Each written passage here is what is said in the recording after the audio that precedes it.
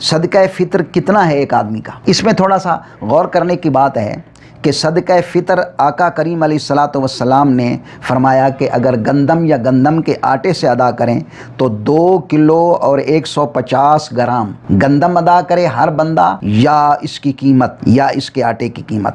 اور آج کل تقریباً مارکیٹ ریٹ کے مطابق 90 روپیہ ایک بندے کا فطرہ بنتا ہے۔ ایک ہے وہ بندہ کہ جو صرف غنی ہے، یعنی 52.5 تولے چاندی یا اس کی قیمت اس کے پاس موجود ہے، اور ایک وہ آدمی ہے کہ جو کروڑوں روپے کا مالک ہے بلکہ اربوں کا مالک ہے۔ تو ایسے بندے کو یہ نہیں چاہیے کہ وہ صرف 90 روپیہ ہی فطرہ ادا کرے، بلکہ اس کے لیے یہ ہے کہ وہ کھجور یا کشمش کا صدقہ ادا کرے، یعنی 1 سا کھجور یا 1 سا کشمش، 1 سا کھجور کا تقریباً 850 یا 900 روپیہ بنتا ہے۔ تو اللہ نے اس کو جتنی زیادہ دولت دی ہے تو اسی حساب سے وہ صدقہ فطر بھی ادا کرے، ورنہ وہ اللہ تعالیٰ کے نعمت کی ناشکری کر رہا ہے۔